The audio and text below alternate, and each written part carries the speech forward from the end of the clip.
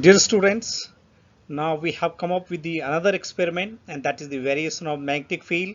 And again, this experiment has been very nicely demonstrated by Dr. Sasidhar, and the video has been captured by Dr. Abhilasa. So let us look into the detail of the experiment and its outcome. Dear students, myself Dr. Shashidhar, presenting magnetic field, estimation of magnetic field along the axis of a circular coil. Okay, now the aim of the experiment is estimation of magnetic field intensity along the axis of a circular coil carrying a current, right? Okay, now it on what principle the whole experiment work is, when you pass current through a coil, around the conductor magnetic field is generated.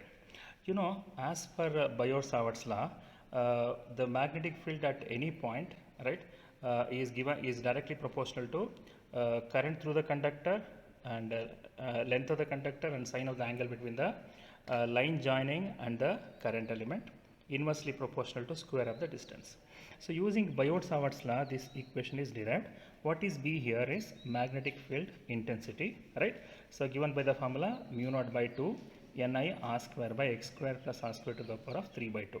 What is mu naught here? Permeability of free space, whose value is 4 pi 10 power minus 7 Henry per meter. What is N here? Number of turns in the coil. I is the current through the conductor and R is the radius of the coil. What is X here? Distance of the point along the axis of a coil. Okay. Knowing all this, one can calculate the B value. In the next step, what I have done is mu naught is replaced by 4 pi 10 power minus 7. When you divide 4 by 2, you get 2 pi 10 to the power of 7 Ni r square by x square plus r square to the power of 3 by 2. So with this equation, one can estimate the magnetic field intensity along the axis of a coil. Right. Now, moving on to the circuit diagram, what you can see here is, to understand this experiment, one must have a galvanometer. This is a tangent galvanometer, right? So on this skeleton, you can move this compass needle. This magnetometer along this axis, you can easily move, right? Okay. Next, for working now, you require a battery, rheostat, ammeter, plug key, and a commutator key, right? Okay, now let me explain the apparatus one by one. Okay, now you can see here. Okay, as I said, for working, you require a battery, ammeter, up to what extent you can measure? Up to 2000 milliamps, and a rheostat. This is a rheostat, and a commutator key, right? And the main part of the experiment is the magnetometer. You can see here, this is your magnetometer. And here you can see a black needle now, that is your magnetic needle, and this is your aluminum pointer, right? So and you can see a dial here, right? Okay, so you can see a coil here, right? What you can see is a insulated copper wire wound on a insulating material, right? You can perform this experiment for 3 different tons. You can see here 5 tons, 20 tons, and 100 tons. So if you are studying for 20 tons, one must connect the wire between these 2 points, right? And then you can see a scale here, right? You can see a scale. So with the help of this scale, one can measure the distance of the magnetometer from the center of the coil, right? Okay. Now, let me explain further. Just see this. So what you see is a coil, no? Coil. So imagine a current element here, small one. So in 1 turn, you can see n number of current elements, correct? No? N number of current elements. What happens when you pass current through this coil, no? So perpendicular to the coil, magnetic field is generated, right? So what you are doing is, when you place this magnetic needle in a transverse magnetic field, in the sense, imagine this is Earth's magnetic field, and this is the magnetic field created because of the coil. So the magnetic needle come to rest along the resultant, obeying tangent law. So according to tangent law, B is equal to B0 tan theta. What is B0 here? It is a 3.5 10 power minus 5 Tesla.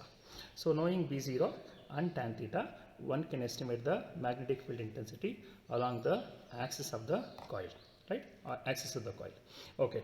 Now, before you connect the apparatus, you need to do some adjustments. Which are the adjustments? Number 1, you can see a spirit level here, no? Spirit level. What you do? Keep the spirit level on the center of this magnetometer. So magnetometer is almost at the center of this coil, correct? you can see there are two leveling screws here, no, bottom. So with the help of these two leveling screws, adjust the bubble here so that bubble come to the center. So this way you level the table. After you level the table, what you do, so let me take, imagine, okay, now let me rotate. Okay, now, so now it is leveled, right? It is at 0. So after leveling, what I do next, you can see magnetic needle here, no? Magnetic needle. I just rotate the magnetic needle, just this, the whole setup, just here. Now I have to set the table, I have to set the coil along the Earth's magnetic field. Now for that, what you do, you see the dial, right? In the dial, you have to rotate the magnetometer so that 90-90, this is 90, no? This is 90, right? So 90-90 should be along the circle, along the plane of the coil, right? Okay, now it's at 90-90. Then what I do, you can see a pointer, no? So why the length of the aluminum pointer is longer? Because to measure very small angular deflection. Look at this. Now I rotate the whole setup so that magnetic that is aluminum pointer reads 0, right? Now you're not passing current. The magnetic needle is along the Earth's magnetic field, correct? Moment you pass current, magnetic field is generated perpendicular to the coil. Then this magnetic needle come to rest along the resultant, right? Obeying tangent law, right? Okay, now we shall connect all the apparatus as per the circuit. Then we shall measure the magnetic field along the axis of the coil. Okay. Now, right. So now let me connect the circuit. Right. Okay. Right. Now for working, as I said, you need a commutator key, battery, ammeter, and a rheostat. So let me connect a rheostat, ammeter, battery, and commutator in series. What you can see, commutator has 4 terminals, right? So imagine this is terminal number 1. Terminal number 1 I connected to plus of the battery, plus red one is plus. Then minus of the battery, I connected to minus of the ammeter. You can see this is ammeter with which you can measure current up to 2000 milli, correct? Then plus of ammeter to one end of rheostat, right? So we are using 100 ohm capacity rheostat here. Then from the center tap, this is the center tap, to the other end of the commutator, right? So in this way, one can connect commutator, rheostat, ammeter, battery in series, right? So after that, this is point 1, this is number 1, this is number 2, imagine this is number 3, number 4. Between terminal 3 and 4, one must connect the coil. What I have done here, from here, wire is connected to one end of the coil, from the other end to the other end of the coil, right? So I have selected 20 turns, right? So you can select either 5, 20 or 100. I have selected 20 turns here, right? Okay, now as I said, first you set the magnetic needle along the Earth's magnetic field. Okay, so let me check it whether it's at along the Earth's magnetic field. Yes, it is done. Then what I do, let me adjust battery to 6 volt. Just see this, set 6 volt here, right? Then after you select 6 volt, what you do, just see this, rotate the pointer. As you rotate the pointer, you can see you're getting some deflection around 70 plus you're getting now. So you can see a mirror inside now. Why mirror is given? So if you are seeing both the image and the pointer, means there is some parallax error. To minimize parallax error, one should see the readings perpendicular to the plane of the mirror, right? Okay, so how do you adjust this deflection? For adjusting deflection, what you do, rotate this, just move this rheostat so that you get current around 727 or 700 plus milliamps. For 720 milliamp plus, you are getting deflection around 70. So imagine this deflection is theta 1, the other end is theta 2, right? So note down theta 1, theta 2. Let me note down theta 1, theta 2. This is how much? Around 65. Okay, I think 75 here, and the other side is 74, right? So now 75. So theta 1 is 75, other is 74, right? Then after that, I reverse the direction of current. So after reversing the current, so you are getting deflection around, let me take around 74 and 73, okay? So 74 and 70. This is theta 3 and theta 4. Now what you do for 0 centimeter, now the magnetometer at 0 centimeter, now note down theta 1, theta 2, theta 3, theta 4, right? So then after this what I do, now after 0, next you have to move towards left hand side up to what, by what distance, 2 centimeter. Note down theta 1, theta 2, theta 3 and 4. So likewise go up to 12 centimeter on left hand side. Okay, so let me move further. Just see this. Imagine this is 2 centimeter. You can see the scale here now. So with this help of scale you can adjust the distance at 2 centimeter. Okay, now down theta 1, theta 2. Again reverse the commutator. So it will reverse direction. Again you measure theta 3, theta 4. Likewise what you do, go up to 12 centimeter. What you can see here is okay, let me check whether it is 12 centimeter. Okay, now it's at 12 centimeter. What you can see, the deflection is around 45.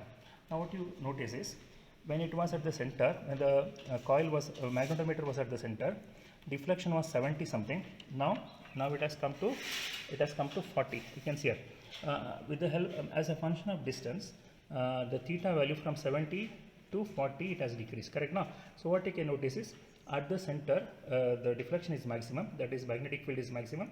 On either side of the center the the deflection goes on decreasing. So this you can understand by changing the distance, you can understand the effect of distance on the magnetic field. So I've done left hand side readings are over. Now we shall move to right hand side, right? So what you do at 2 centimeter, right? You pass current, note down theta 1, theta 2. Next you reverse, note down theta 3, theta 4. Likewise go up to 12 centimeter, right? 12 centimeter right hand side. Now this is 12 centimeter right hand side, you can see here. Now I am at 12 centimeter, I am getting around 40 plus, correct now. So at the center it was 40, right hand side 12 centimeter it is 40 plus, that is 70 to 40 the deflection has reduced. At the center it's maximum, on either side the deflection goes on reducing, right? With this let me explain how to calculate the readings. Okay, now you see here at 0 centimeter. Okay, so before you write reading, now note down here, first write down the number of turns. How many turns have selected? 20, correct? Then how much current is passing? Imagine 1089 milliamp is the current, right? And radius of the coil, right? So you can see this coil now has certain circumference, correct? So circumference by 2 pi gives you radius. So knowing the circumference, what is the circumference of the coil? You can see here I have recorded 65 centimeter. So knowing circumference, one can calculate the radius. So with that, I calculated radius, it is around 10.18 centimeter. So what is B0 or BH? It is 3.9 10 power minus 5 Tesla in Bangalore, correct? So knowing B0 or BH, I can calculate the B value. Okay. So how do you move further? Just see this. When you are at 0, when you are at the center of the coil, note down theta 1, theta 2, theta 3, theta 4. Then you have to move left hand side. Okay. So by what distance? 2 centimeter. Note down 1, 2, 3, 4. Likewise go up to 12 centimeter. What you can notice is, from 70 it has come to 45. So here it is maximum, deflection is maximum. On left hand side as you move, deflection goes on reducing, correct? Then after left hand readings, next what you do, you have to move right hand side. You just see this 0 centimeter, 2 centimeter right side, 4 centimeter, go up to 12 centimeter on right hand side. What has happened is 70 to 40 plus the deflection has reduced, correct? Okay, with all this reading, what you do is here, there are 4 sets of reading now. So calculate the mean of that, right? Then with that mean, calculate tan theta. Then you know B0 now or BH, multiply BH by tan theta. I can calculate the B value. So at the center, what is the B value? 14.3, 10 power minus 5 Tesla, right? So then as you move towards left hand side by 2 centimeter, it becomes 12.75, 10 point something, 9 point something, go up to 3.8. So gradually it is decreasing, correct now, on left hand side.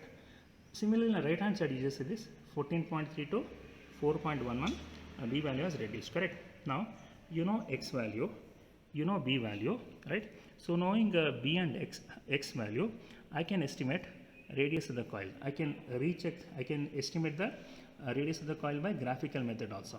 For that, what I do, you can see here this is the axial distance, correct? At 0 centimeter, what is the B value? Around 14 point something now. Just see this 14 point something. Then on either side, B value goes on decreasing, correct? So magnetic field intensity as a function of x gradually decrease, correct? So after you plot graph, what you do, this is maximum value by root 2, you get point of inflection, right? So knowing point of inflection, what you do, you draw perpendicular to x-axis. The distance gives you the R value, radius of the coil. From the graph, okay, I'm getting 10 centimeter. By calculation, I'm getting 10.18. Almost they are same, very close, right? And then one can compare B by theoretic theory and B by practical, right? So how do you calculate B by theory? 2 pi Ni by 10 to the power of 7 R. From where you get this? Actually, you know the formula, 2 pi Ni R square by R square plus x square to the power of 3 by 2. When x is equal to 0, R square by R cube, you get R. How many turns are there N? It is around 20. How much is the current? 1089 milliamp, correct? And then what is okay, R, radius of the coil is by calculation 10.18. With that I am getting 13.45 10 to the power of minus 5 Tesla, correct? Minus 5 Tesla. But practical value, look at this, at 0, what is the practical value? 14.3, correct? Just see, almost they are matching. 13.45, this is minus 4, this is minus 5.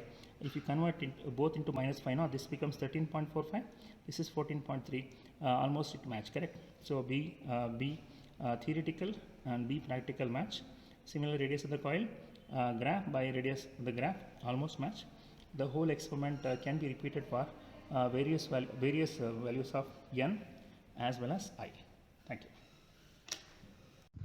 So I hope you must have understood this experiment in totality. We should be ready to accept any challenge that is in the very limited time. We may have to finish this experiment when you join to the college. And now in the next week, we'll be coming up with the other experiment of the second cycle. Thank you very much.